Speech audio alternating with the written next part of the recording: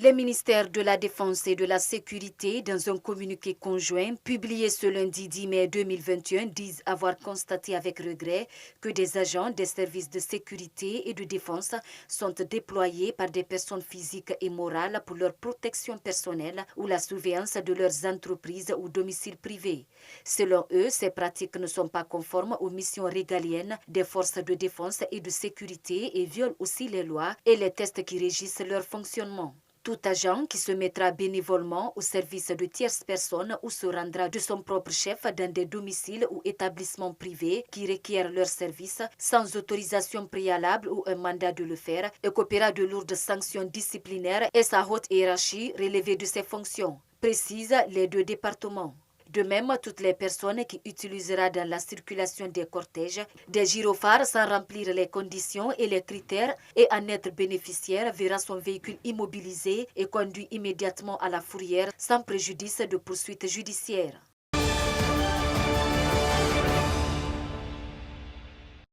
Dans la nuit du 10 au 11 mai 2021, un accident de circulation s'est produit sur la nationale Guékédou-Kissidougou à 12 km du district de Walto, situé dans la sous-préfecture de Yendé-Milimo. Le bilan provisoire fait état de 5 morts, dont 3 femmes, un enfant et un jeune étudiant de l'école de santé de Tindo et de plusieurs blessés. Selon nos confrères de guinéenews.org, le camion quittait le marché hebdomadaire du district de Walto pour la préfecture de Farana.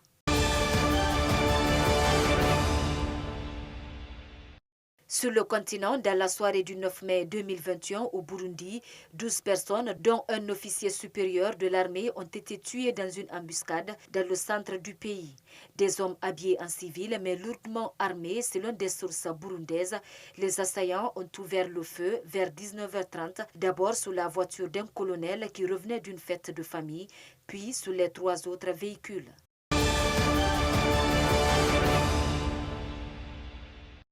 Dans le monde, alors que l'escalade s'est encore accrue ce lundi 10 mai avec des tirs de roquettes de Gaza vers Israël et des frappes meurtrières de l'État hébreu contre le Hamas, des diplomates se sont réunis en urgence au Conseil de sécurité de l'ONU pour évoquer l'une des plus importantes augmentations de violence de ces dernières années. Et les États-Unis ont clairement indiqué qu'ils préféraient opter pour une diplomatie discrète auprès d'Israël selon la RFI.